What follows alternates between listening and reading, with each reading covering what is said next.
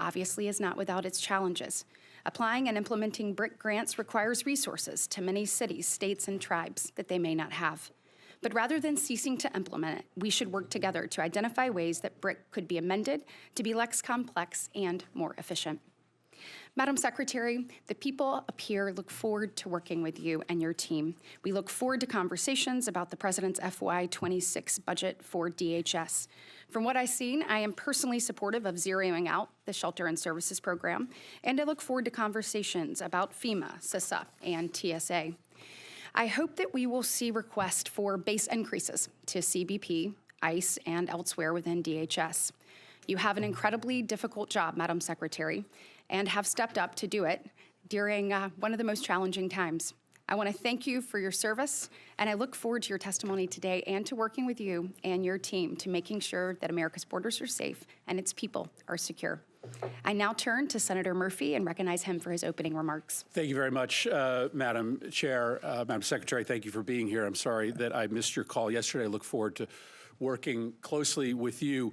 I say this with seriousness and respect, but your department is out of control. You are spending like you don't have a budget. You're on the verge of running out of money for the fiscal year. You are illegally refusing to spend funds that have been authorized by this Congress and appropriated by this committee. You are ignoring the immigration laws of this nation, implementing a brand new immigration system that you have invented that has little relation to the statutes that you are required, that you are commanded to follow, as spelled out in your oath of office. You are routinely violating the rights of immigrants who may not be citizens, but whether you like it or not, they have constitutional and statutory rights when they reside in the United States. Your agency acts as if laws don't matter, as if the election gave you some mandate to violate the Constitution and the laws passed by this Congress. It did not give you that mandate. You act as if your disagreement with the law, or even the public's disagreement with the law, is relevant and gives you the ability to create your own law. It does not give you that ability. Let's start with your spending. You are on track to trigger the Anti-Deficiency Act. That means you are going to spend more money than you have been allocated by Congress. This is a rare occurrence, and it is wildly illegal. Your agency will be broke by July, over 2 months before the end of the fiscal year. You may not think that Congress has provided enough money to ICE, but the Constitution and the federal law does not allow you to spend more money than you have been given or to invent money. And this obsession with spending at the border, as the chairwoman mentioned, has left the country unprotected elsewhere. The security threats to the United States are higher, not lower, than when before Trump came to office. To fund the border, you have illegally gutted spending for cybersecurity. As we speak, Russian and Chinese hackers are having a field day attacking our nation. You've withdrawn funds for disaster prevention. Storms are going to kill more people in this country because of your illegal withholding of these funds. Your myopia about the border, fueled by President Trump's prejudice against people who speak a different language, has shattered many of this country's most important defenses. Now let's talk about the impoundments. When Congress appropriates funds for a specific purpose, the administration has no discretion as to whether to spend or not spend that money unless you go through a very specific process with this committee. Let me give you two of many instances of this illegal impoundment. The first is the Shelter and Services Program. Senator Britt may want to zero that account out, but that account is funded, and it was funded in a bipartisan way. You don't like the program. Your policy is to treat migrants badly. I think that's abhorrent, but it doesn't matter that you don't like the program. You cannot cancel spending in this program, and you cannot use the funds as you have to fund other things like ICE. You have also canceled citizenship and integration grants, which help lawful permanent residents become citizens, helping them take the citizenship test. I know your goal is to try to make life as hard as possible for immigrants, but that goal is not broadly shared by the American public. That's why Congress, in a bipartisan way, for decades, has funded this program to help immigrants in this country become citizens. Now let's talk about why encounters at the southern border are down so much. This is clearly going to be your primary talking point today. You will tell us that it represents a success. But the primary reason why encounters are down is because you are brazenly violating the law every hour of every day. You are refusing to allow people showing up at the southern border to apply for asylum. I acknowledge that you don't believe that people should be able to apply for asylum, but you don't get to choose that. The White House doesn't get to choose that. The law requires you to process people who are showing up at the border and who claim asylum. Why? Because our asylum law is a bipartisan commitment, an effort to correct for our nation's unconscionable decision to deny entry to Jews to this country who were being hunted and killed by the Nazis. Our nation, Republicans and Democrats, decided, wrote it into law, that we would not repeat that horror ever again, and thus we would allow for people who were fleeing terror and torture to come here, arrive at the border, and make a case for asylum. Finally, let's talk about these disappearances. In an autocratic society, people who the regime does not like are people who are protesting the regime. They are just often picked up off the street, spirited away, sometimes to open-ended detention, sometimes they're never seen again. What you are doing, both the individuals who have legal rights to stay here, like Kilmar Abrego Garcia, or students who are just protesting Trump's policies, is immoral. And to follow the theme, it is illegal. You have no right to deport a student visa holder with no due process simply because they have spoken in a way that offends the president. You can't remove migrants who a court has given humanitarian protection from removal. Now, reports suggest that you are planning to remove immigrants with no due process and send them to prisons in Libya. Libya is in the middle of a civil war. It is subject to a level 4 travel advisory, meaning we tell American citizens never to travel to Libya. We don't have an embassy there because it is not safe for our diplomats. Sending migrants with pending asylum claims into a war zone just because it's cruel is so deeply disturbing. Listen, I understand that my Republican colleagues on this committee don't view the policy the way that I do. My Republican colleagues don't share my level of concern for the way that this administration treats immigrants. That's fine.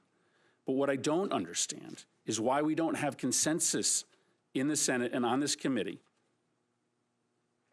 on the decision by this administration to impound the spending that we have decided together to allocate in defense of this nation. We as an appropriations committee, we work interminable hours to write and pass a budget.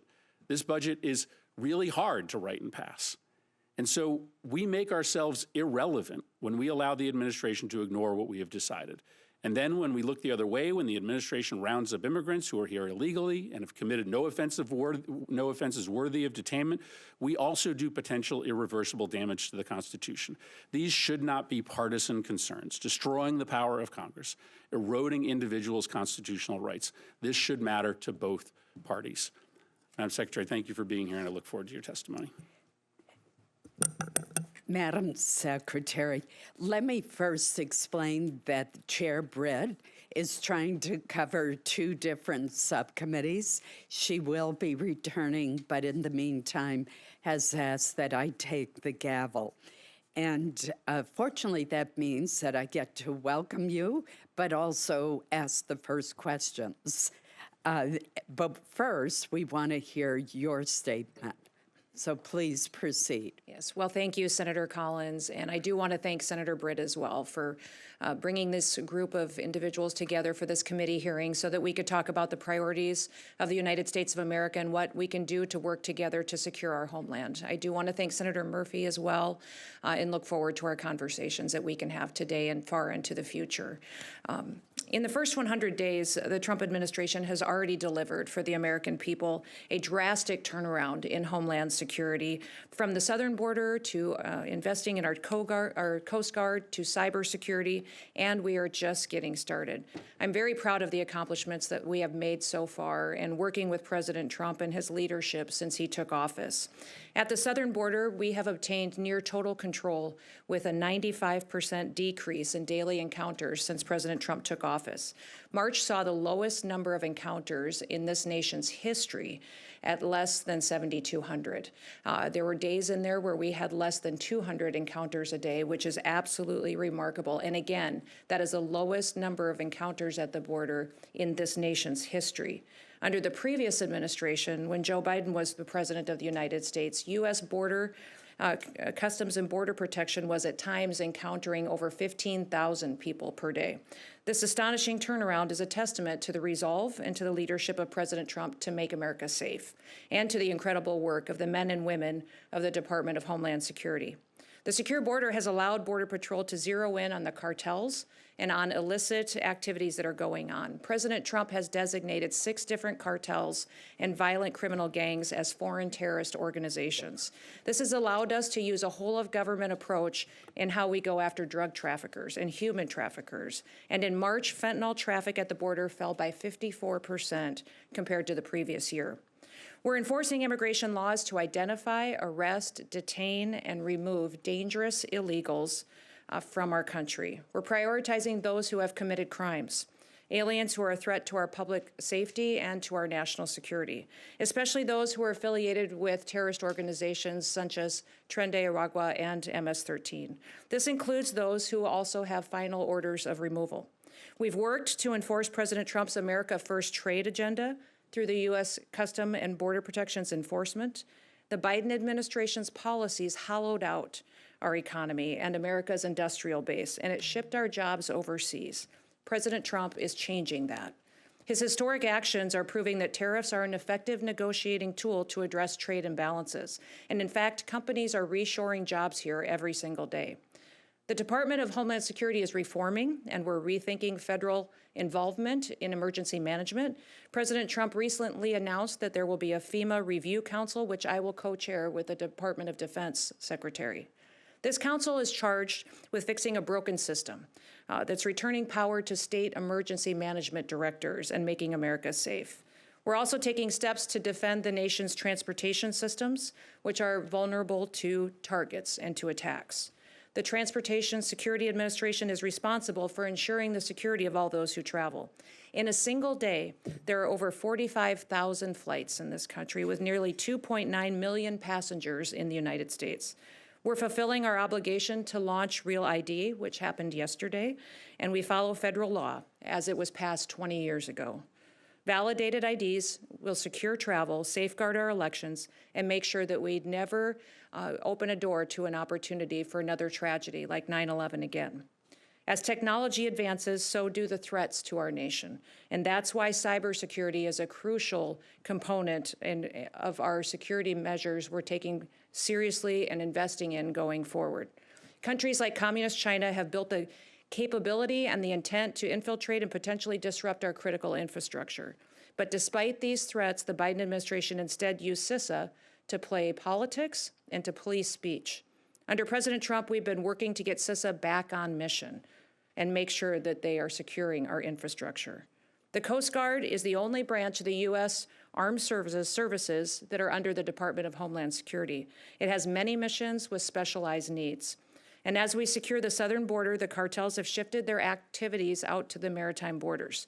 The Coast Guard has already surpassed fiscal year 2024 drug interdiction numbers and search and rescue and illegal interdictions. Still, the Coast Guard is facing our greatest readiness challenge since World War II. With Force Design 2028, we will transform the Coast Guard to make it a more agile, capable, and responsive force. And since I took office, one of the responsibilities that I have is reforming the Secret Service. In the wake of the July 13th assassination attempt, we have needs there that I'm hoping you will consider. We've reassessed the Secret Service's needs. We've refocused recruitment away from DEI objectives and instead focused people in on investing in the agency's zero-fail mission. These accomplishments are just a portion of what the Department of Homeland Security has achieved with President Trump's leadership in the last 100 days. And with the support of this committee, I'm hopeful that we'll be able to make this department more efficient and more effective in securing our nation. I'm so grateful to the men and women of the department, and they are examples of bravery, patriotism, and dedication. It's our responsibility to continue providing them with resources, training, and equipment that they need to do their jobs. Thank you so much for your support, for the opportunity to be here, and I look forward to the discussion. Thank you so much, Madam Secretary. I'd like to first recognize Chair Collins for her round of questioning. Thank you very much, Madam Chair. Madam Secretary, I want to bring to your attention an important issue that may not yet be one that you've been briefed on. In August of 2023, DHS issued a memo in which the department stated that it had identified more than 270 Chinese-backed illegal marijuana operations in the state of Maine alone, producing up to an estimated $4.3 billion in illicit revenue. These grow houses are primarily run by Chinese organized crime syndicates with ties to the Chinese Communist Party. Our sheriffs and local law enforcement have worked night and day to shut down these grow houses that tend to be located in very rural areas of the state. I hope that the president's more detailed budget request includes funding that can be used to help supplement the county, state, and local law enforcement efforts. DEA has also been involved. IRS has been involved. The FBI is starting to get involved, but DHS obviously has an important role to play. So I hope you will commit today to joining this all-of-government effort to shut down these dangerous, illegal grow houses. Undoubtedly, there's human trafficking going on as well. The marijuana is destroying these houses with black mold because it's grown inside to try to hide what is going on, and it's being smuggled to other states. This isn't just a problem in Maine. Some 22 states have similarly found these illegal grow operations with ties to transnational criminal organizations in China. Well, thank you, Senator Collins. I appreciate you bringing this to my attention and this important discussion. Obviously, we're very concerned with securing our border and knowing who's coming into our country illegally, but also who's already here. And so you pointing out the fact that we have investments in this country, businesses, and marijuana grow houses that have a presence of ties to the PRC is incredibly alarming. So I agree that we should work together to see what we can do. As you know, the Department of Homeland Security, our mission is to secure the homeland. I tell people quite often that my responsibility lies with everyone who's in this country, comes into this country, or leaves, every product that's here that leaves or comes in, and then everything on the internet as well that's communicated or processed. This is alarming that we have China. Not only are they stealing our IP, manipulating their currency, but they're building a presence in this country as well. And so everything that we can do to make sure that we're addressing that and not allowing them to get a foothold within the center of our country and in our important states like Maine is incredibly important. So thank you for bringing it to the attention of everyone today, and I commit to working with you. Thank you. Madam Secretary, as you undoubtedly know, Maine is a great destination for tourists. Last year, we had 14.8 million tourism visits. We're a state of only 1.3 million people. I imagine it's similar to some of what you've experienced when you were governor. So Maine is heavily dependent, particularly our hospitality industry and our agricultural employers, on seasonal temporary workers from other countries who come here under the H-2A program for agricultural workers and the H-2B programs for hospitality workers. There's no way that our state of 1.3 million has the workforce to deal with the influx of tourists and to get our crops out of the ground. Our small businesses, our inns, our restaurants, and our hotels are perfect examples of where foreign nationals who come to our country temporarily to benefit from, but also contribute to the American economy in a lawful way are absolutely critical. I know that some of the visas have been released by the department, and I would ask for your help in expediting the release of the H-2B visas, in particular, given the upcoming tourism season. Thank you for that question, Senator. And, as you know, the number of visas allowed is set in statute by Congress, but there is some latitude given to the Secretary. So I certainly take your request and know that many others have asked us to go and give as much latitude as possible, and we are certainly considering and willing to consider that going forward. Thank you. My time has expired, so I'm just going to put one quick item on your radar screen, and that is we're seeing some college students from Canada who go to school in northern Maine at the University of Maine at Presque Isle having difficulty in crossing the border, which they used to be able to do very easily. They're totally legal, they have student visas, but they're being subjected to extensive searches and questioning. I don't want us to discourage Canadian students from studying at the Northern Maine institutions that we have for education. So again, I just want to put that on your radar screen.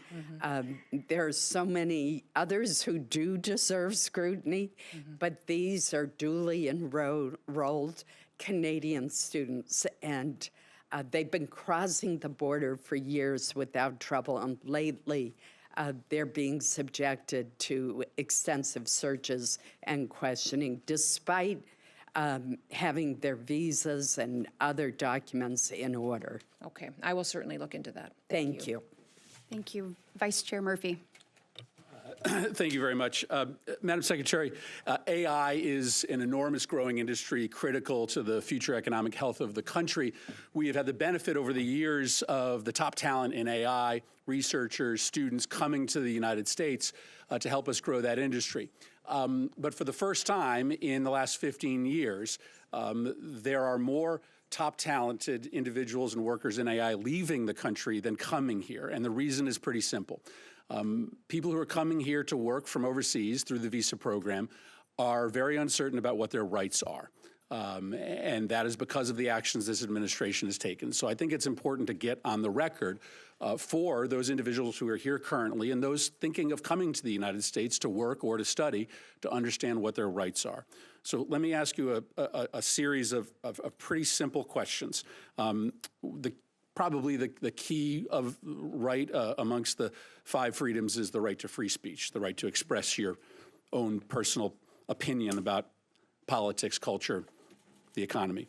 Do you believe that you have the right to detain or deport a U.S. citizen for simply expressing their political opinion, a U.S. citizen? No. No. Do you believe that you have the right to detain or deport a legal permanent resident for expressing their political opinion? I don't make decisions on legal status here in the United States. The Department of State does that, and I would say that as they've gone through an evaluation of who gets a visa, who gets legal status, green cards, they've been evaluating and discussing how that applies. Well, to I people acknowledge that are in that this you don't. country. I acknowledge you don't make. Right. But if someone is a legal permanent resident of the United States, I'm not talking about an H-1B or a student visa holder. I'm talking about a legal permanent resident. If you are a legal permanent resident, do you have the right to detain or deport that person simply for expressing their political opinion? The Department of State makes those decisions. No, and the they Department don't. of Homeland Security. You make that decision about who you have the right to detain or deport. So you are involved in that? Do you believe the United States, do you believe the law allows? The Department of Homeland Security under the Trump administration is enforcing the law, following the constitutional rights of folks who are here as citizens, those who are here legally, and those who are here illegally. So a legal that permanent have resident final is by removal definition orders. here legally. Do you believe, I mean, I think this is really troubling if you can't answer this simple question. Do you believe that the U.S. government can detain and deport a legal permanent resident for expressing a political opinion that the administration disagrees with? The determination you're asking for is based on things that you are determining that the Secretary of State has considered and evaluated. We don't evaluate that, the administration, along with the partnership with the Department of State, on what is political speech and what's an affiliation with a foreign terrorist organization. Do you believe? That's the difference between Do you the two believe that you're asking that you can detain We and follow deport the a direction of legal federal permanent law. resident for expressing a political We have not opinion? detained and we have not deported anybody who's a legal permanent resident or a citizen of the United States. Then say you don't have the ability to do that. We have clarify that for the true. millions of. That is exactly what I'm doing, is that we have followed exactly what the law is and that we have not detained or deported anybody who's a citizen or has legal status in this country. We are focused on the worst of the worst dangerous criminals. You do not believe you have to get them out of the country. You do not believe you have the ability to do that. We have not done that at all, and the Trump administration has no plans Well, just because to you do haven't that. done We it do doesn't not mean do that it. you won't do it in the We future. are following Do you the believe you have the federal law ability to do that or ensure that not? we are doing I think you the were going to. exact appropriate thing in partnership with the Department of State and in partnership with the Trump administration. Have you read I assume you have read the Supreme Court decision in the case of Kilmar Abrego Garcia? Yes. That court decision requires the administration to facilitate Kilmar Abrego Garcia's release from El Salvador.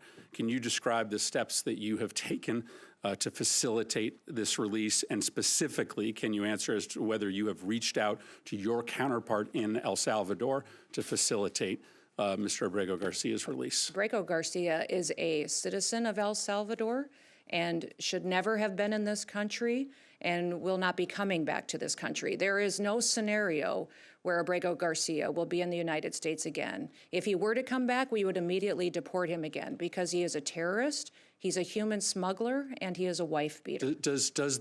You've read the Supreme Court decision. Does the Supreme Court decision not require you to facilitate the return of Mr. Abrego Garcia? The Trump administration is complying with all court orders and judges' orders. Does the Supreme Court order require you to facilitate the return of Mr. Abrego Garcia? Is a citizen of El Salvador. It is up to the president of the El Salvador to make the decision. You're a defendant in the if he case. is coming back. It's been a big topic of conversation between all of us, between the country. When the president visited the United States of America, it was discussed and talked about there. The president has been very clear on this issue, as the Secretary of State and I have as well. Abrego Garcia is not a citizen of this country and is a dangerous individual who does not belong here. I will not ask another question, Madam Chair. Back in this country, we would immediately But the discussion deport him. ends when the Supreme Court rules 9-0 that you have to facilitate his release. And the fact that you can't even acknowledge the wording of the order, which commands you to facilitate his release,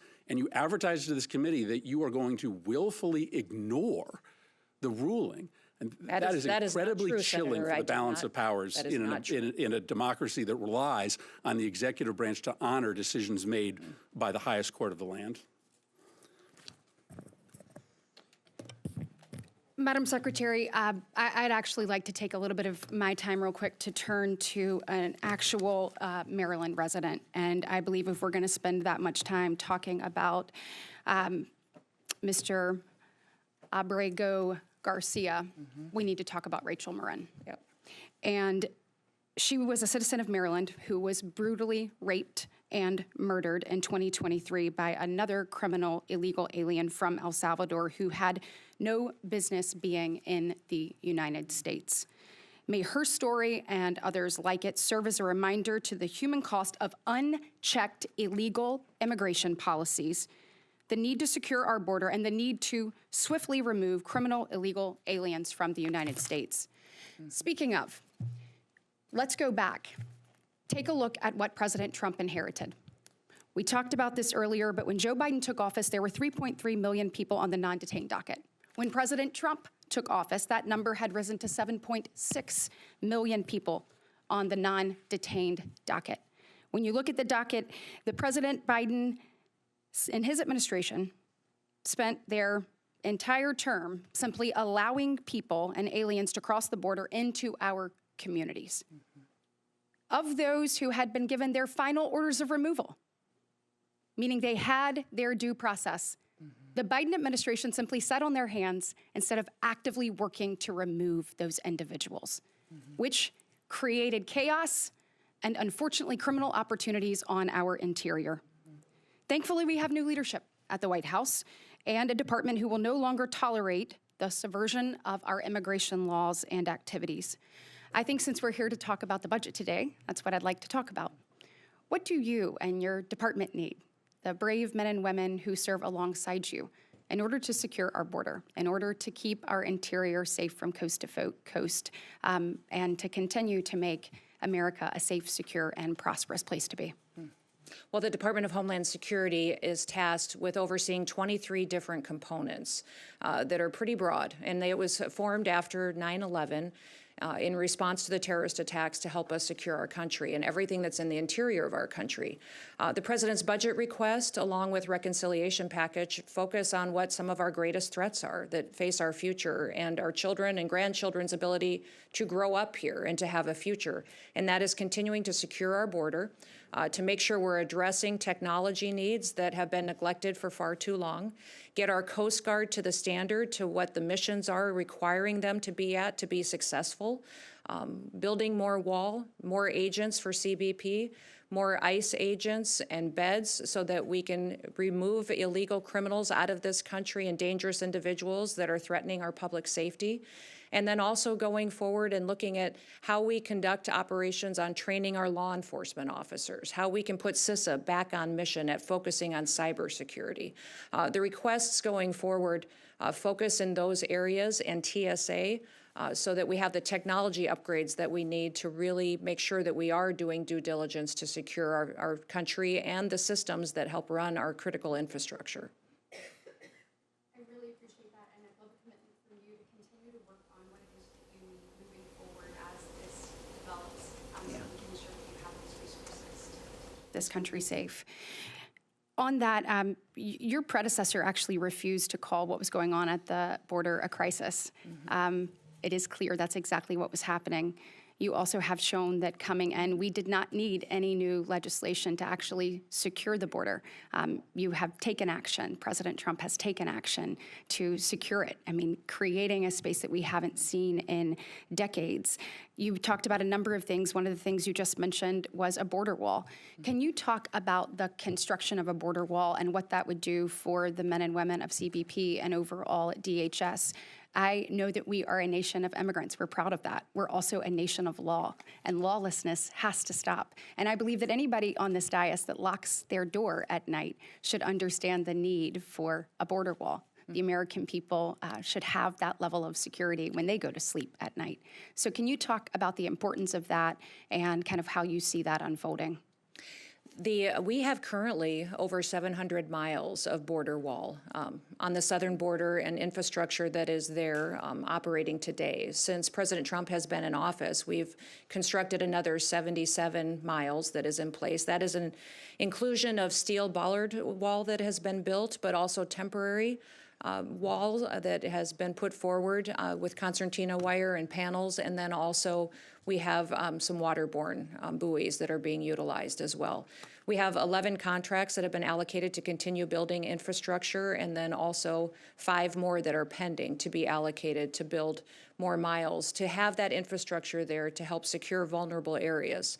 Now, the border wall will look different based on what the topography is and the geography is of the area. So there's some areas on the northern border and the southern border and out in our maritime infrastructure that we need that will have technology. It'll utilize Aerostar systems, radio frequencies, satellite systems. Those upgrades just simply haven't been made or prioritized under the last administration and need to be done. So we will use a combination for what's appropriate out there for the topography and working with the local states and tribal areas to make sure that it's something that secures our country, but also is something that they can help support and secure as well. Thank you for that commitment. Vice Chair Murray. Thank you very much, Chair Britt, and I look forward to working with you and Ranking Member Murphy in this Congress. Madam Secretary, as Senator Murphy mentioned in his opening statement, Secretary Noem, under your leadership, we have seen you ignore our appropriation laws, our Constitution, common sense, and even basic humanity. And like a lot of Americans, I really have been horrified by the lawlessness and incompetence and cruelty that we have all witnessed. And for all the talk about going after criminals, you have sidetracked DHS staff who are investigating drug dealers, terrorists, human traffickers. And rather than photo ops, we need more of your focus on providing basic diligence, because your crackdown has roped in American citizens and people who are here legally with no criminal record. Now, I'm not going to ask you whether that was right or wrong. I know it's wrong. The world knows it's wrong. And I think the first thing the history is going to say about your leadership is that you were responsible for many of these travesties. So I'm deeply concerned. You've deported a 4-year-old U.S. citizen with cancer. You've disappeared people to a notorious prison in El Salvador. And you have spent $100 million in taxpayer dollars to air TV ads thanking President Trump. That is really reckless. It's unacceptable, and in my opinion, can't continue. The American people are paying for this with our taxpayer dollars and with their most basic rights. Now, in the last 3 months, you have frozen or canceled over $100 billion in funding that was approved by Congress, bipartisan. We are talking about everything from disaster relief to grants that keep people safe. But when my staff has requested information on the status of this unacceptable holdup, the department failed to provide any acceptable justification. This illegal freeze, and it is illegal, is taking a real toll on communities who are waiting on the investments that Congress has delivered. So will you commit to immediately unpausing these funds? Well, Senator, thank you for covering a lot of topics there. Let me touch on a few of those right away. Well, what the if Trump you could administration answer- is doing I know is you've enforcing the law for the first time. Under the Biden administration, I'm asking you about the funds illegal that are out aliens were prioritized over American citizens.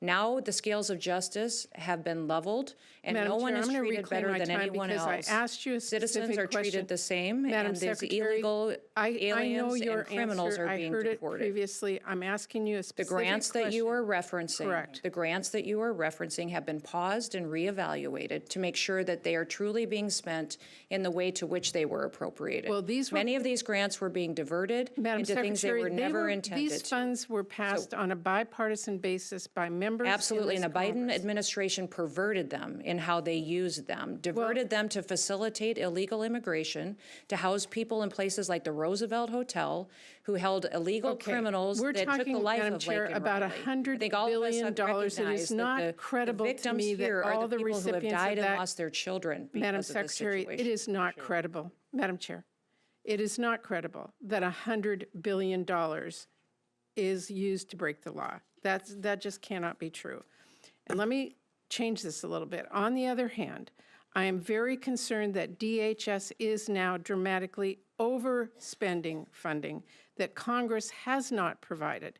If you were a CEO doing that, I don't think you'd be in your job long. We need accountability and we need answers. And that includes informative responses to oversight questions sent to the department over the last 3 months. I am ranking member on this committee. I have worked with every member of this committee. We take our responsibility serious to fund your department and others. We need to have answers. We need to have accountability. And we need to make sure you're not overspending money that you were not allocated. Well, thank you for that question. I will be very not really a clear in the question, it's a fact. statement. Do you want me to respond? Well, you can. Well, I've worked many jobs in my life, but I also have been a CEO. I've run I'm not businesses. I've been a questioning your governor. credentials. I'm and it questioning is your spending. We are prioritizing where our security needs are in this country, and we are hoping that this body will agree that reconciliation is necessary to address the things that have been neglected in this country for too long, that we have the technology upgrades, the manpower upgrades that are necessary. So the $170 billion request for the Department of Homeland Security Madam is Chair, my incredibly time is important to running make out, sure and we I have the do have a tools that couple we of need. additional questions. The fact is that you've not been given this funding. saying that it's going to come in reconciliation that has not passed is not an acceptable answer. I did want to ask about FEMA and disaster relief. This is really important. A lot of disaster relief has been politicized. You've endorsed eliminating FEMA outright. We have seen an upheaval at FEMA that is going to put lives in jeopardy. 1 in 5 FEMA employees have been pushed out, taking this administration's so-called buyout offer. We are losing indispensable staff just weeks away from fire and hurricane season, and over $100 billion in disaster relief and FEMA grants are still being held up. DHS is making it a lot harder to qualify for relief, something people in my home state of Washington are experiencing firsthand. Multiple requests from governors have been rejected in recent weeks, including a request from our state. And we haven't been given any response about this. And I'm watching this and I'm thinking, has President Trump directed you to prioritize funding for Republican states? Absolutely not. Have you directed your staff to prioritize funding to Republican-led states over Democratic Absolutely states? not. Have There your is, staff under this administration, there will not be any politicization of support, relief, FEMA assistance, or grants given based on politics. Well, Every single person there will be is a treated the same. clear It will be very trend, different than the Biden Madam administration. Secretary, there's a clear trend of Republican-led states getting very fast responses and funding. Democrat-led states are being forced to wait. We have never treated FEMA as a partisan issue in this country. Thank you, Madam Chair. Thank you. Senator Capito. Thank you, Madam Chair and Ranking Member, and it's great to see you, Secretary Noem, and it was a pleasure to serve with you in the House for so many years. I just want to make a statement in the beginning because this chart, which you can't see, but many of us have seen, the blue lines being the number of people that were coming across the border during the Biden administration, and then the red is what you and the President have done over the last 3 months. I say congratulations. Results speak loudly. Not only are migrant encounters down 95%, but the gotaways are down 99%. To put it simply, migrants are just not slipping through. They're not evading our border patrol. I boil it down to 2 basic strategies that the administration has done that the previous administration could have done but totally ignored. One is deterrence. When possible illegals look to the United States and see that we are following through on deportation orders in larger numbers, I think that's a huge deterrence along with other things that are occurring. The other one is enforcement of the law. You already just said that. So is there anything else you would add specifically, very shortly, that you can attribute this dramatic drop? You're being accused of breaking the law, and that's the reason the numbers are down. I personally don't believe that. Well, I think having a strong leader in the White House that says we will enforce our laws in this country has worldwide effects. In fact, in where I have traveled to countries in El Salvador, Mexico, and Colombia, their leaders and their governments said, when you talk about the fact that you are now enforcing the laws in America, when your president talks about it, when we see these ads that are running in our country saying, if you want to come to the country and America illegally, don't come. Come the legal way, do the right way. We are now enforcing our laws. They say it has an overwhelming effect. In fact, in Mexico, some government officials, when I was there visiting with them and the president, said that they believe 500 to 600,000 people just in Mexico turned around before they ever got to our border in the last 3 months because they got the message clearly when they were on their way. They heard that and they went back home. Also, I would say Border Patrol is thrilled. They get to finally do their jobs. Right. They get to finally, the morale has never been better. Recruitment is fantastic.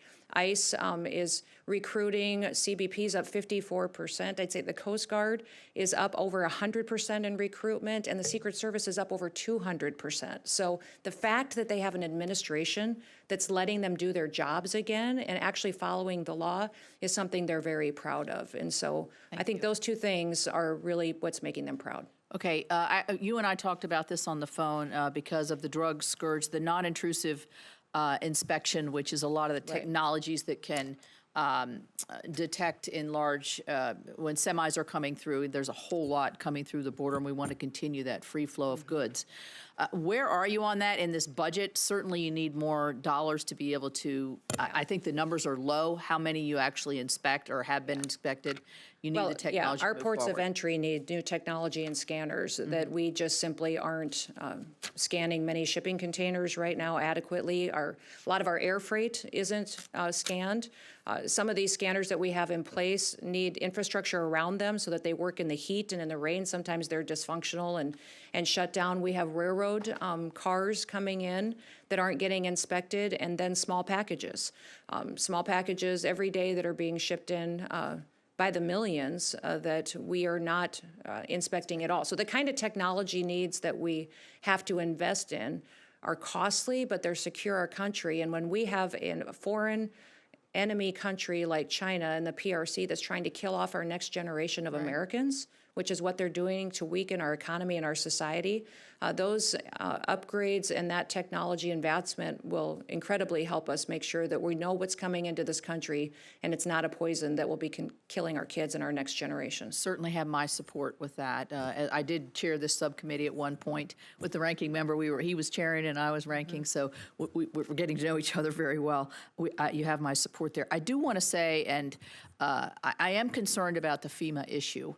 Coming from a small state that is subject to a lot of natural disasters, flooding in most cases, FEMA, my experience with FEMA, has it been flawless? Has it been, a smooth road?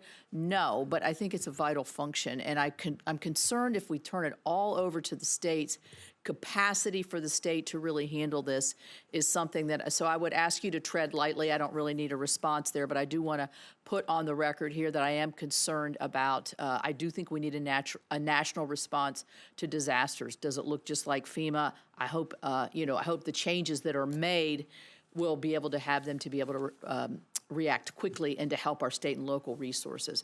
I did invite you to the Advanced Training Center where we do training for Border Patrol. Look forward to seeing you there, and thank you very much. Thank you so much, Senator Capito, and thrilled to hear about the morale at DHS. That's exciting, Madam Secretary. Next up, Senator Shaheen. Thank you.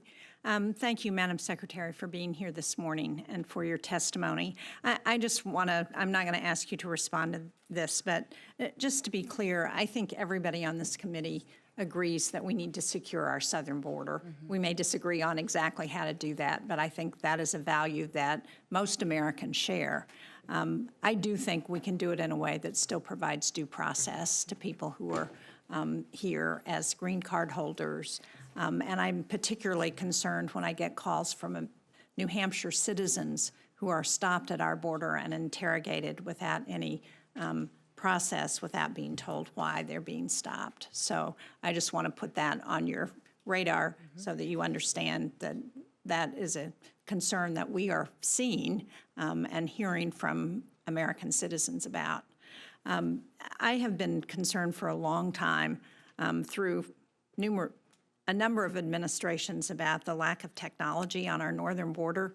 In New Hampshire, we have video cameras that are supposed to pick up people coming across the border, and there's no service to those video cameras because we don't have cell service on our northern border. Our Border Patrol station in Pittsburgh gets its power from Canada, and in 2018, Congress passed the Mobile Now Act to speed up deployment of communications equipment infrastructure on federal property. It's not just a public safety issue, it's a national security imperative, as I'm sure you would agree. So understaffing, however, and red tape means that getting folks connected still takes way too long, and we've had some issues with the department in trying to get some of this equipment that we need on our northern border. So will you commit to ensuring that DHS will move expeditiously to improve communications infrastructure along New Hampshire's northern border? Yeah, Senator, I will work with you on this. This is something that's come up several times with many of our senators and congressmen and women that represent the northern border. And I think that's a concern I hear quite often from people is with all the focus on the southern border, are you neglecting the northern border?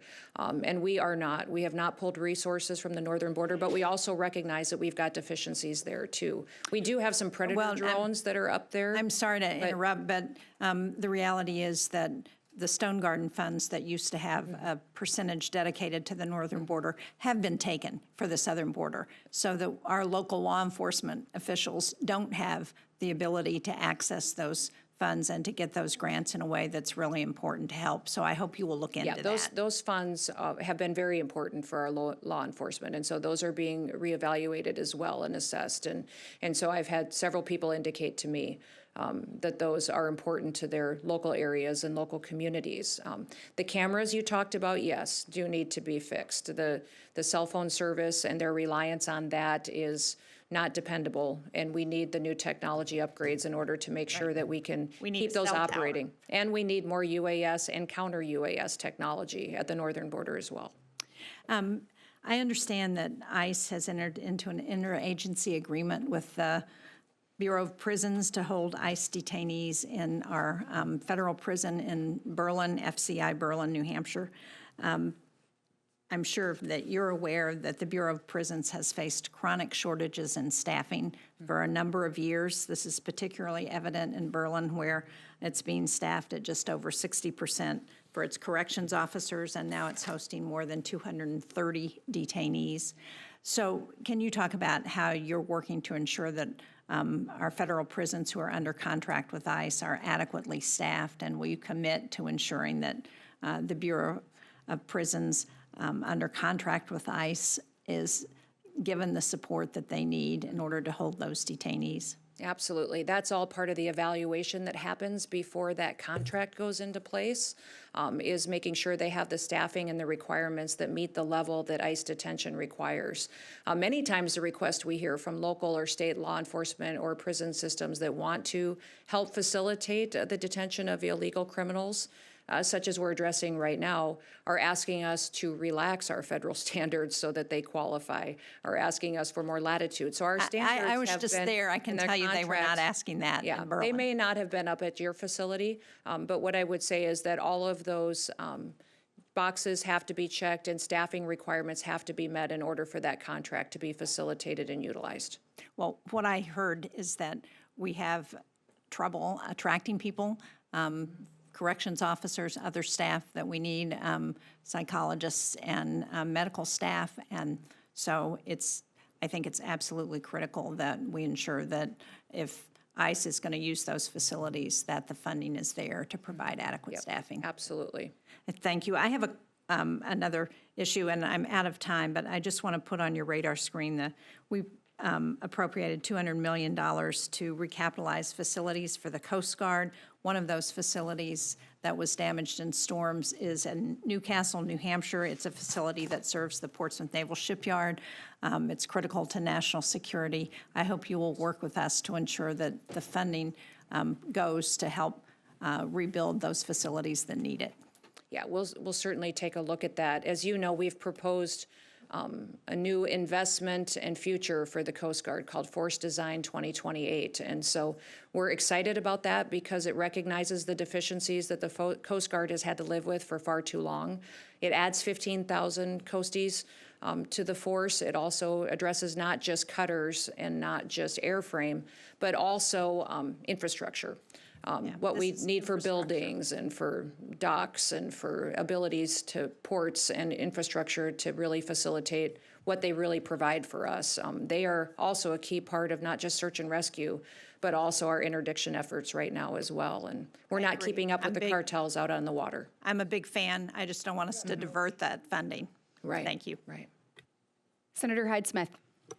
Thank you, Madam Chairman, and I certainly want to thank Madam Secretary for being here today and so impressed with the way you have just taken off so quickly in leading this agency.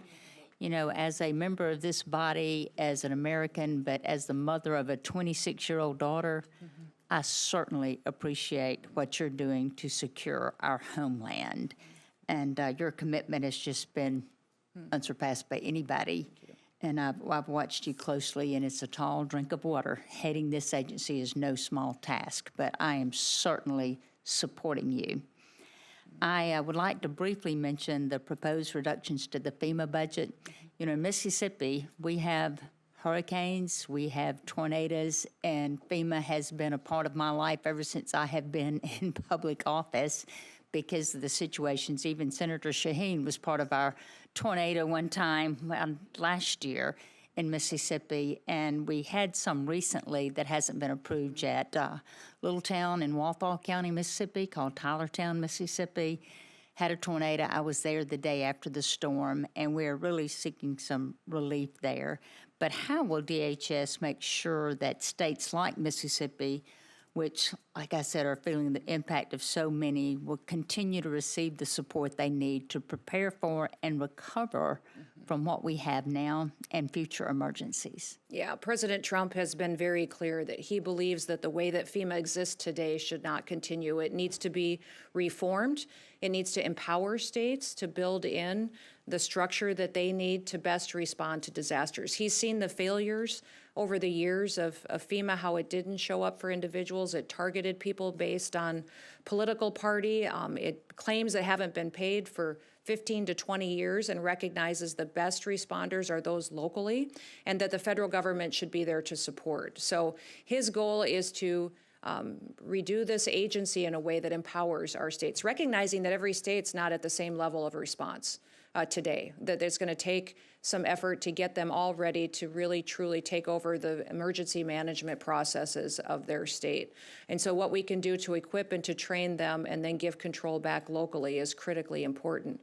Also, the grants that have come through FEMA, making sure they're not being abused to facilitate illegal immigration, to focus on true resiliency, on true helping building dams and infrastructure, culverts that are the right size, instead of using them for bike paths and shade trees like the Biden administration does. So making sure that the dollars that we have in this agency, which consistently is spending in the red and not able to be budgeted for because of what happens, he wants to make sure that those reforms are happening where states are empowered to do the response and trained and equipped, and then the federal government would come in and support them and financially be there when they need them on their worst day. Thank you, because there's many days we really need them. And Mississippi also has a proud legacy of supporting DHS missions across multiple domains, from helicopters flown by the Coast Guard and the CBP to the national security cutters and future polar security cutters built in Pascagoula, Mississippi. So our state plays a central role in helping secure the homeland. But what I would like to highlight today is a wonderful program at Mississippi State University that supports DHS. And as you may be aware, DHS Justice Next Gen program at Mississippi State serves an incredibly valuable resource. And the primary mission of this is to serve the operational entities within DHS through research, development, testing, integration, and the evaluation of UAS, the unmanned aerial systems, and related technologies to that. But the Justice Program has credited MSU with a number of developments that have enhanced the technology and the efficiency for the operational components. So we're real proud of that. But as we look ahead, I hope that you will view justice as an important effort. And do you have any thoughts on these programs or similar programs? Yeah, the Justice Program is very important and is being continued going forward. And we recognize the partnership that we've had with so many states in these projects. So that is something that the Department of Homeland Security is very willing and able in the future to partner with you. Well, it takes so much to make these things successful, but we're really proud of that. And again, thank you for everything you're doing. You are doing an incredible job, and I am thrilled that you are there. Thank you. Senator Van Hollen. Thank you. Thank you, Madam Chairman. Madam Secretary, it's good to see you. Good to see you, too. And I was glad to see in your recent testimony that you reaffirmed your obligations to uphold the Constitution of the United States. And I understand you had an exchange with Senator Murphy on the Abrego Garcia case. And so I'm just going to put the question directly to you. Are you or DHS doing anything to comply with the 9-0 Supreme Court order to facilitate his return to the United States? Just yes or no. This administration is following all federal court orders. Madam Secretary, this is a simple question. I'm It's the president's asking- prerogative on Madam- conversations that Madam happen Chair, with the president of El Salvador. I ask a simple question. We have a limited amount of time. I just asked you, Madam Secretary, whether or not you or the Department of Homeland Security are taking any action to facilitate the 9-0 Supreme Court decision to facilitate his return. This is a very simple question. Are you taking any action to facilitate his return, or are you not? This administration is following and complying with all federal court orders so- to make sure that we. So you are, because the court ordered that you facilitate his return, so you are facilitating his return. Sir, Senator, thank you for the question, but what I would Madam tell you Secretary- is that we are following court orders. Madam and that your advocacy for a known terrorist is alarming to me. Madam Secretary. It's alarming to me because he's a human smuggler. Madam he's a Secretary, wife I'm going to have to beater, reclaim and my a terrorist, and Madam- he's not a U.S. citizen. He's a citizen of El Salvador, and he's home. If he were to come back Madam here, Secretary? we would take him immediately All right, back I'm going to El have Salvador. to, Madam Secretary, you should know a couple facts then, which is, number one, in 2019, the immigration court said that he should not be returned to El Salvador because it would put his life in danger. The Trump administration at the time did not appeal that decision. After that, he got a work permit and was working legally in the United States of America. This is also why the district court and the appellate court and the Supreme Court have ruled as they have. I suggest that rather than make these statements here, that you and the Trump administration make them in court under oath, because despite what you just said, the federal district court whose judge is hearing this case right now said, and I'm quoting, that the administration has provided no evidence linking Abrego Garcia to MS-13 or any other terrorist activity.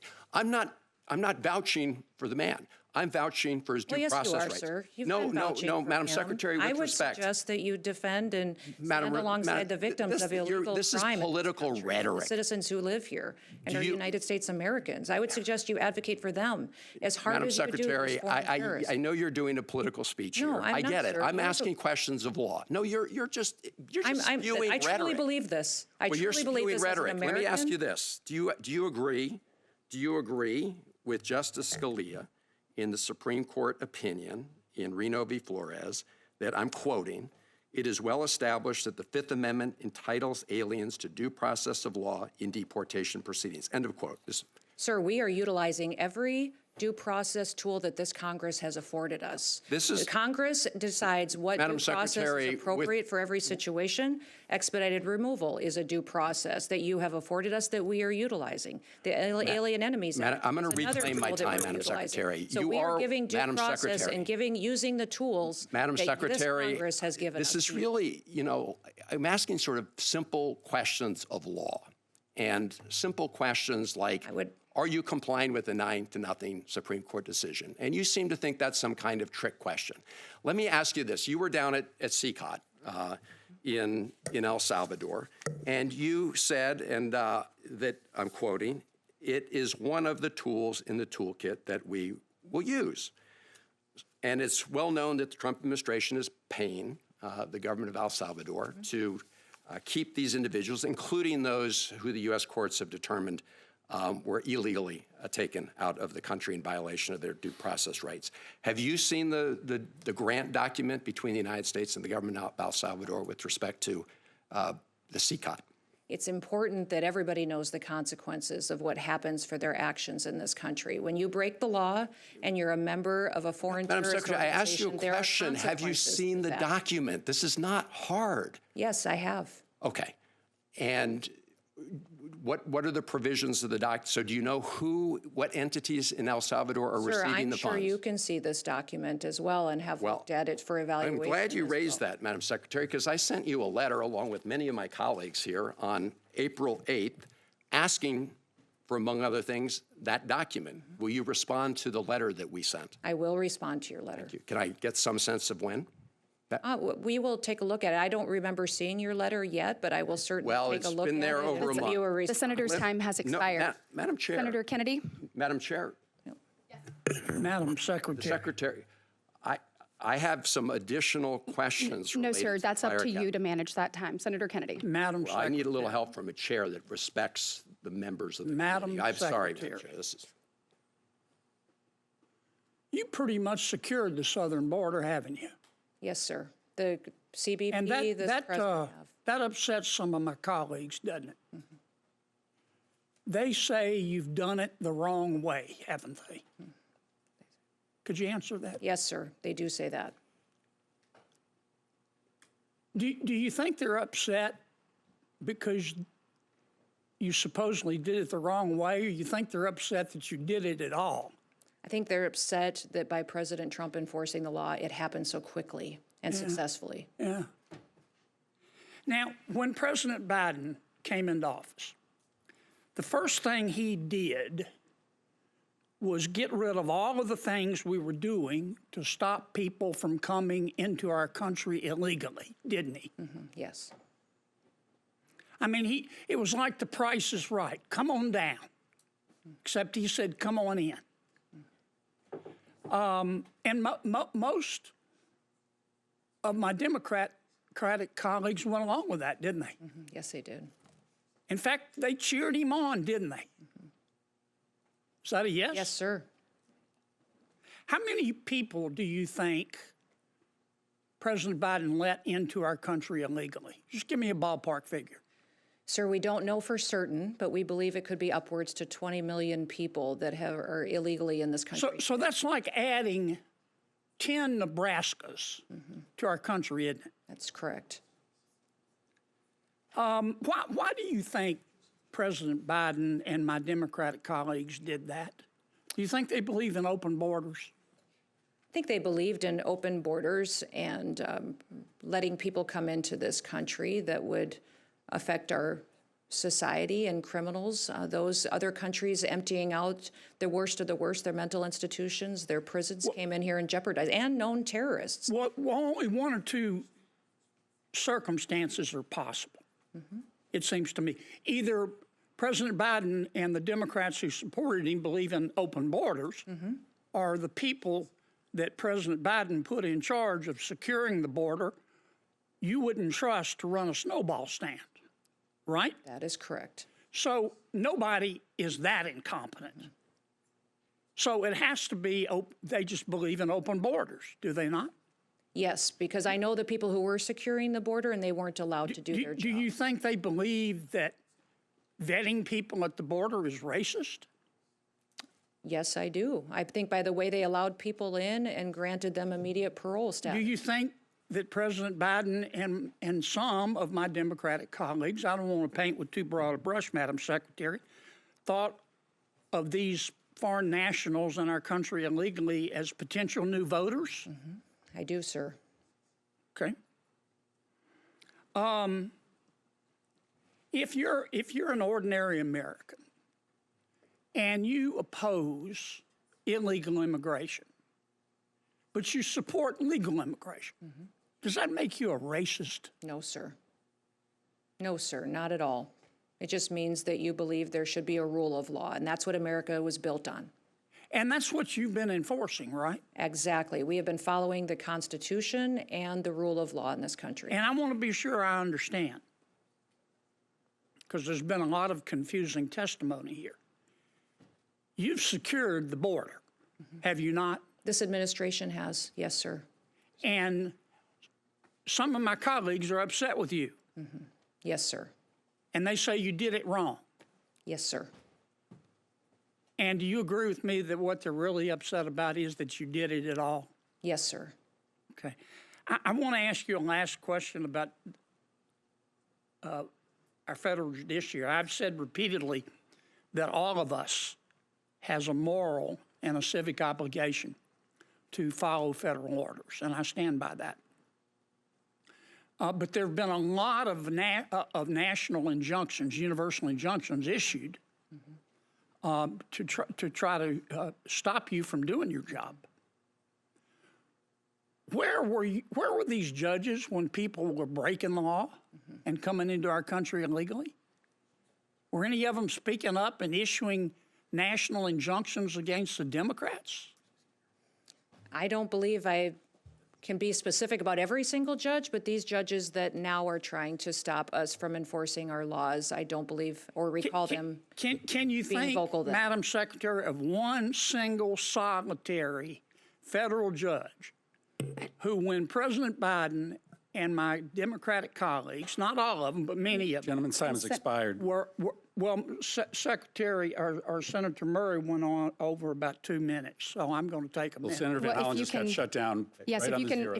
if you can finish your question. Can you recall one single solitary federal judge when President Biden and my Democratic colleagues were letting 20 million people come into the country illegally? I don't recall. Can you think of Thank one you. single solitary judge you. that This is issued more a than- national injunction more than to one stop question. them? No, I can't recall I one. can't either. If there weren't you, for Senator double Kennedy. standards Madam around Chair, here, Okay. Madam there And wouldn't so be any Senator Peters- standards at all, Madam Secretary. Thank you. Thank you, Senator Kennedy. Senator Peters. Madam, let me just say, let's apply the rules fairly. Senator Van Hollen was asking tough questions, but was shut down pretty immediately when his time was expired. Can we at least have a commitment, Madam Chair, that senators on this committee will be allowed to submit questions for the record, Absolutely. and that you will Yes, Absolutely. ask the secretary to answer those questions? Absolutely. yes. Senator Peters. Thank you, Madam Chair. Secretary Noem, good to see you again. See you. Secretary, I certainly appreciated your commitment during your confirmation hearing before my committee on fully staffing the Gordie Howe International Bridge between Detroit and Canada. As you know, one of the busiest border crossings in all of North America. It's scheduled to open this fall. It's going to be a big deal. But my question for you is, how are preparations going for the opening of that bridge? Obviously, your department will play a big role in that opening. Yes, we're excited about it. We're thankful that the construction has been completed and that it's working well, and we're excited to coming up there and having the celebration with you. Do you have the resources and personnel in place now? Yes, we do. Good. I also appreciated your commitment to fully building out the Northern Border Mission Center, which will be located at Selfridge Air National Guard Base to coordinate all that goes on along the northern border. How is the build-out of that center progressing, please? It's going well. It's on track. I haven't heard of anything that has been delayed, and I can get you a more detailed update, though, if you would like one. I would. If we could follow up that'd be after this hearing, I would appreciate You that. bet. As ranking member of the Homeland Security and Government Affairs Committee, I have sent you 9 letters since you have been sworn in as Secretary of Homeland Security. So far, I've received only 2 replies, and quite frankly, one of those was completely unsatisfactory. And while I understand you've had a busy start, like you have a lot on your plate, including travel, responses to congressional oversight requests are a priority. And I think you hold that view, but we're not seeing it being demonstrated, unfortunately. So my question for you is, when can I expect responses to these letters? And can you commit to getting me responses certainly before our budget hearing, before his GAC coming up?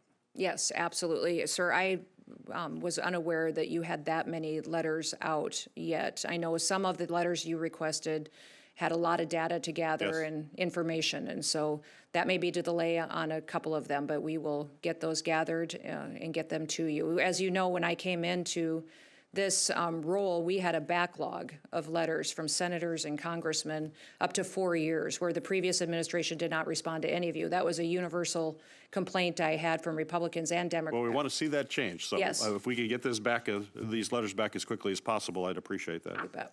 As you know, Madam Secretary, Congress spent years creating CISA, clarifying its mission and ensuring that the agency can employ the most skilled federal employees to protect our federal cyber networks and critical infrastructure from attacks.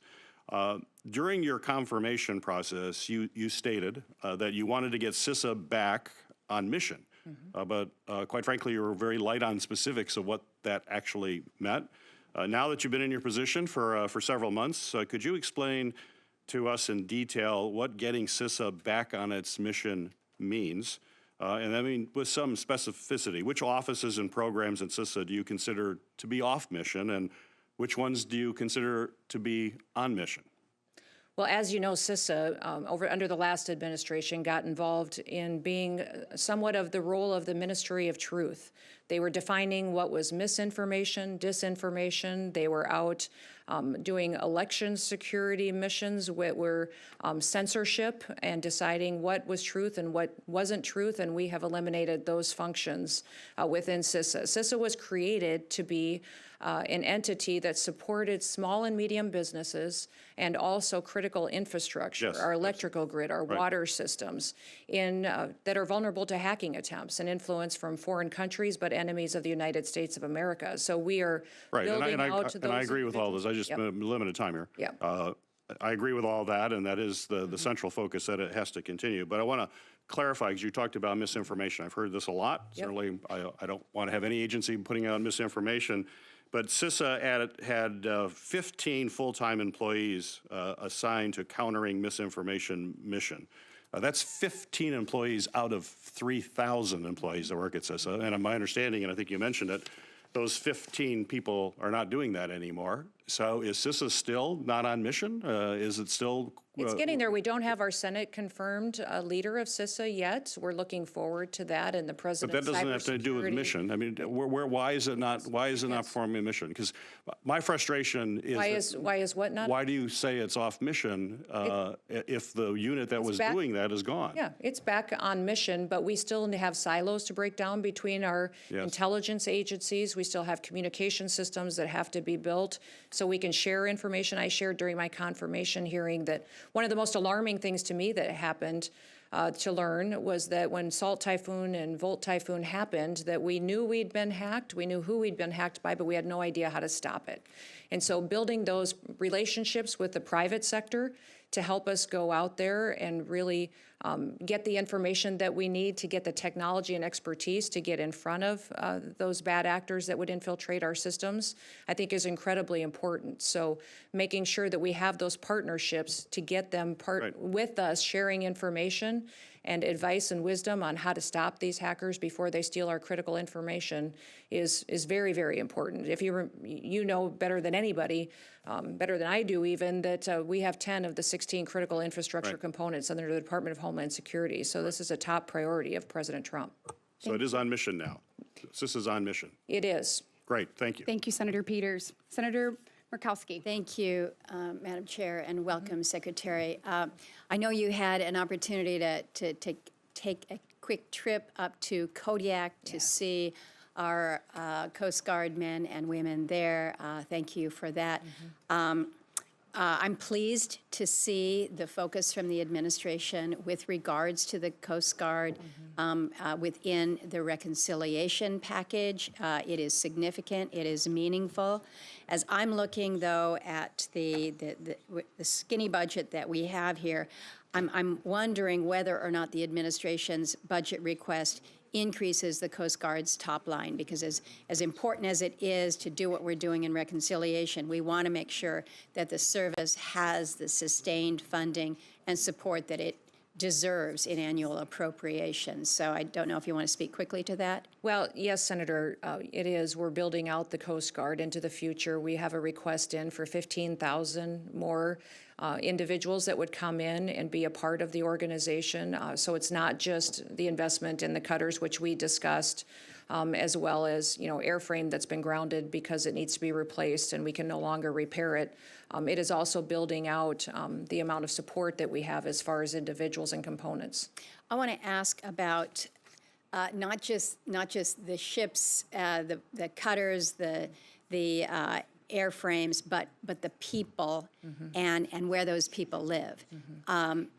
It was several commandants ago. It was Commandant Zukov who promised that Kodiak, Seward, Sitka, Ketchikan, they were going to get these fast response cutters. Well, the FRCs are out there, but what hasn't come through is the shoreside infrastructure upgrades. Sitka and Seward continue to be left hanging. And so the ships that were due to come to them are being parked in other communities. I mean, we are not only 1 year off, 2 year off, multiple years off. So this is something that I have raised with you, and I'm hopeful that we're finally going to be able to make that commitment to make sure that when you've got the when you've got the ships, you've got the home port. Right. And when it comes to the home port, I think you saw in Kodiak, it's not just the housing, it is the child care, it's the medical options. And so I'm hoping that as we're looking at this a revitalization of the Coast Guard that is so overdue, and I so appreciate the focus that the administration is placing on this, that it really is this whole package. Right. Yes, absolutely. And when on Force Design 2028, I'll get you the details Great. on that so you can see that infrastructure is being addressed. And that was one of the things that was discussed quite extensively when I was up there with the Coasties and folks that were serving, was how challenging it was to be in a remote area and not have the access to basic needs that they have for their family as well, especially medical care and specialized medical care. So It is big, so I'm glad you had an opportunity to see that. I want to shift here with regards to parole and temporary protected status. We have a relatively significant population of immigrants in Alaska that are under patrol or TPS or both. They're small, but for us, they're meaningful in our communities. It's the Ukrainians, we have Afghanis, Venezuelans, we have some Haitians. The majority of these folks are just truly valued members of their new community. They're helping us meet workforce needs and really contributing to the tax base here. They've expressed great concern about their status and work authorizations that may be revoked or allowed to expire. So USCIS hasn't processed re-paroles, TPS renewals, or work authorizations for the Ukrainians, at least, for almost 5 months. And the concern is they have paid the fees to USCIS to process their applications, and yet they're not seeing any action on this. Can you share with me, share with the committee, any information on when this pause might end? There are so many that are concerned that the work authorizations will expire while they're waiting for this process. yeah, we do have several countries that have been evaluated by the administration on their participation in TPS, and the program, as it was established, was meant to be utilized on a temporary basis. So some of these TPS programs have been in place for many, many years. But the evaluation on why TPS should be utilized and when it can be utilized by a country is the process that the administration's going through. So if it's a conflict, environmental, economic concern, something that's going on, and you talked specifically about the Ukrainians as well. I will say that program is still there and being evaluated, but those folks may have gotten an email or something that was not correct and was rectified. So I know some folks were alarmed by that they received, but we did rectify that, and that was sent out. If their legal status had changed, it certainly did not apply to them, and we communicated that with them as well. The one thing I will say is that anyone who is on a program like this or on parole that has been revoked always has the opportunity to apply for asylum as well. And so that is the application that we are forwarding in many of these instances across the country from different countries that interact with us through these different programs. And again, just the timing of an expiration of the work authorization while they're waiting. So as much information as you can share with us, and I'm sure other states as well. Thank you. Okay. Thank you, Madam Chair. Thank you very much. Senator Van Hollen. Thank you, Madam Chair. Madam Secretary, I'm going to ask you about something I hope we can agree on. Okay. Are you familiar with the U.S. Fire Academy? It trains about 100,000 firefighters from around the country. Yes.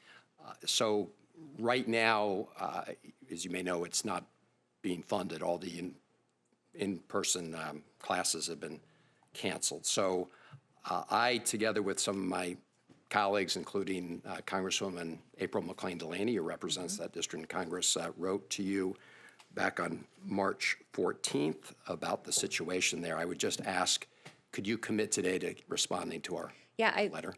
I believe we did respond, even if it may have just been recently to you, but those grants and programs are being facilitated, and those dollars will be forwarded. So that is something that if I didn't get that back to you, we will get it to you within 24 hours. Well, that would be some good news to come out of the hearing, because we really have not heard a thing. I'm reading from a headline, Trump officials silent as firefighters lobby to reopen training academy in Maryland. This is an article from yesterday. So if you're bringing good news today that we're going to renew funding for the National Fire Academy?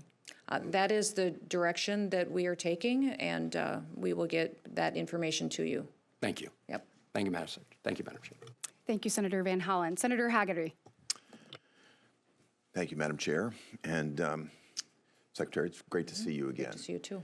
I really want to thank you and President Trump and all the men of the Border Patrol and ICE for the incredible amount of work that has gone on in a very short period of time to secure the border. It's made a huge difference in my home state. It's going to continue to make a difference, I'm certain. And I very much appreciate your efforts to bring these illegal aliens to justice as well. President Trump promised to deliver the most secure border in American history, and the two of you have delivered on that promise. Encounters at the southwest border are down 95%, and under the Trump administration, getaways are down 99%. Congratulations on that. The Trump administration has ended the crisis that the previous administration created at the southwest border, and you've done it, frankly, in a matter of weeks. My colleagues, and certainly President Biden, argued that we needed new legislation to address the situation at the southern border. I think what you've demonstrated is that was absolutely not the case. I'd like for you, if you would, Secretary Noem, to paint a picture for us. How was it your first day when you arrived at the agency? What sort of state of affairs did you walk into?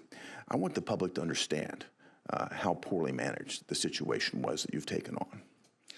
Well, Senator, thank you for the question. I would say that overwhelmingly it was a night and day difference as soon as President Trump was sworn into office, because immediately the message was sent out to everyone who worked in the Department of Homeland Security that we were now going to enforce the law in the United States of America, that we were going to be able to let people do their jobs, which had been so frustrating for so many of our CBP and ICE officers and those who partnered with them.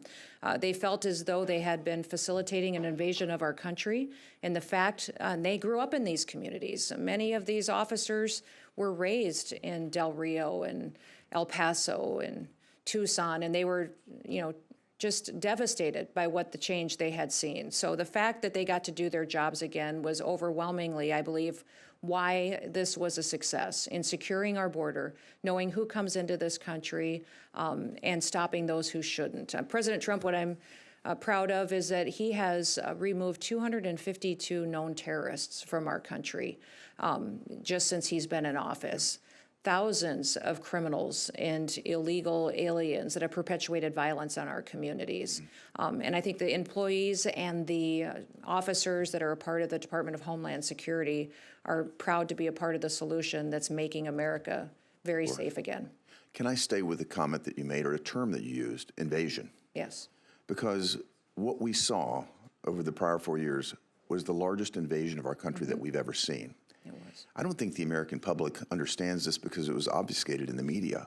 But could you just break down for us and explain to us how the Biden administration facilitated the invasion of over 10 million people illegally entering this country in 4 years? Yeah, absolutely. Their lack of enforcement of our laws and their policies facilitated people being welcomed into our country, telegraphed around the world that come to America, the borders are open. When you get there, someone will give you asylum, you'll be protected, will give you housing and food and medical care, free medical care, billions of dollars spent by taxpayers to give them more advantages than what the average United States American citizen gets. That was very clearly telegraphed by their policies, and it devastated so many of our communities. I think most people also recognize that when you welcome people from around the world, you're going to get bad actors too.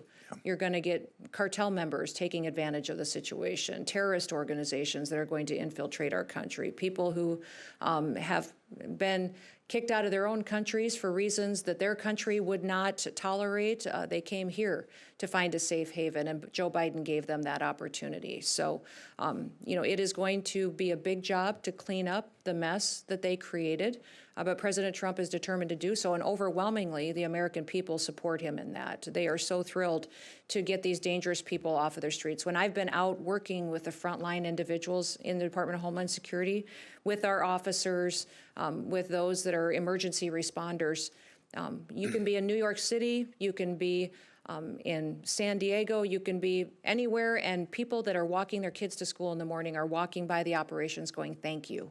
One last Thank you point. for being here. The situation in my home state, we're losing about 3,000 kids a year to fentanyl, to overdoses. We've got human trafficking happening from Memphis to Nashville and beyond.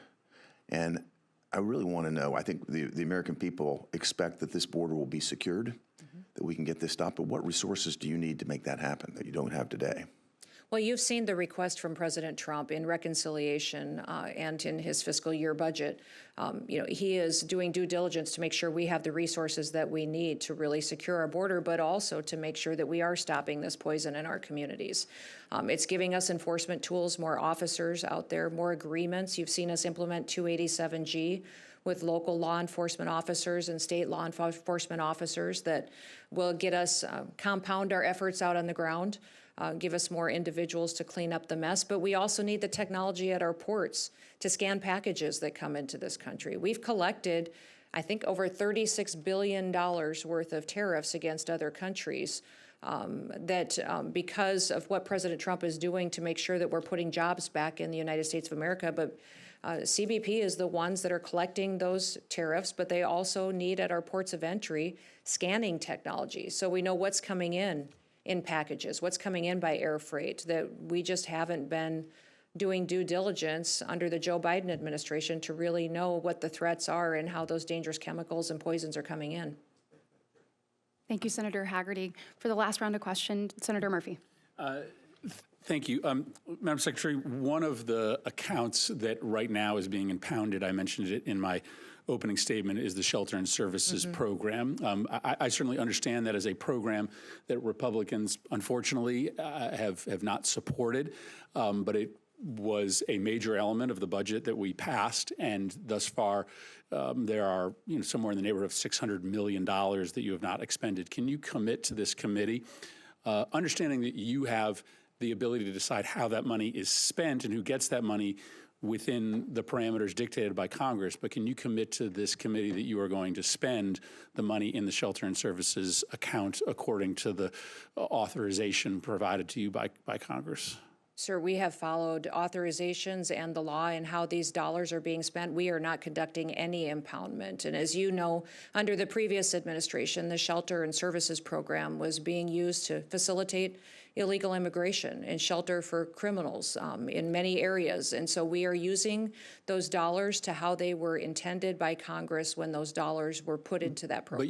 But you haven't spent really any of those dollars other than those that you've reprogrammed. So I certainly understand that you do have a right to spend a little bit of time on review, but you do have to spend those dollars. So can you commit to us that you are going to spend the dollars in the Shelter and Services Program on the functionalities and programmatic parameters authorized by Congress? We're going to follow the authorities that we have under the Department of Homeland Security and the administration for how Congress appropriates funds. Absolutely, we will follow what is authorized and what is the process for how those are traditionally spent. Madam Chair, my guess is that the administration is not going to spend any of the SSP dollars, that by the end of the year, those dollars will not be spent. And I raise this issue because I admit that this was a priority for Democrats, and that money was included in the budget in exchange for other funds that were priorities for Republicans. If we now live in a world in which the administration spends down the accounts that were priorities for Republicans and does not spend down the priorities that were priorities for Democrats, I don't know how we do a budget. I don't actually know how we come to an agreement if we live in a world in which the administration doesn't spend the accounts that it doesn't believe in. That would be precedent breaking for this Congress. And so I raise this issue because I think it's very relevant to our work, and I think it will make it virtually impossible for us to do a bipartisan budget if by the end of this fiscal year, the $600 million that are sitting in this account that are supposed to be used to treat migrants to this country humanely are not used. Thank you, Madam Chair. Thank you, Senator Murphy. And we have about 6 minutes left on the vote, so I'm going to make my last round quick. I want to talk to you a little bit about the Center for Domestic Preparedness It's the preeminent institution when it comes to training and equipping emergency managers and first responders. I certainly appreciate the department's efforts to increase the capacity of our state, local, territorial, and tribal partners to better handle disasters, to respond to civil unrest, and to keep cities safe and secure. With impending events like the World Cup, Olympics, a future Super Bowl, et cetera, I want to make sure that we get this training back up and going. My question to you is, when can we expect these classes to be turned back on, and will there be any remedy for classes that were canceled?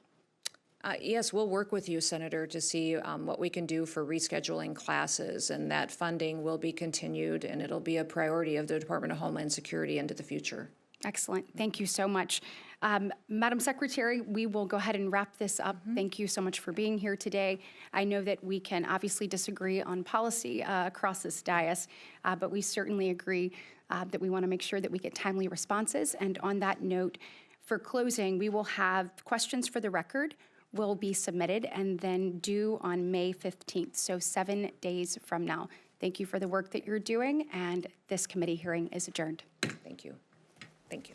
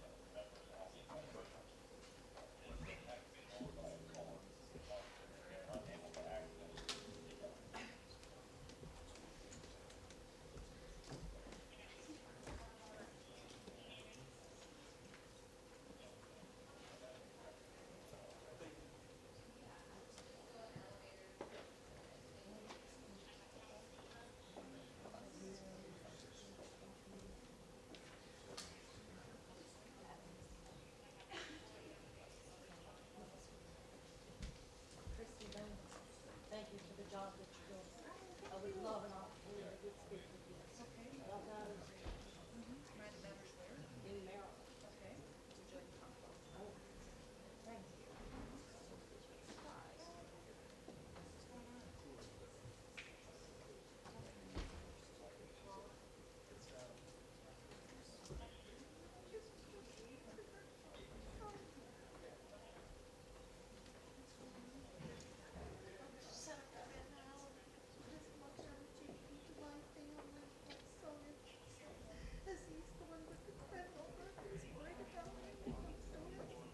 I haven't seen my son since 2017.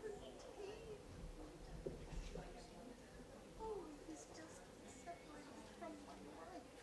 And there's something that's just something wrong in Maryland and then I want to get myself together. I'm usually very together, but it's been a long time. 2019, I set out to talk to the FBI and they won't talk to me. Today I tried to pass them a note with my phone number and they refused to take it. Thank you. Thank you so much.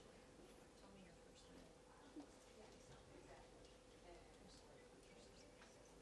It's not just my son, it's so much more than it's a great deal to do with legal immigration.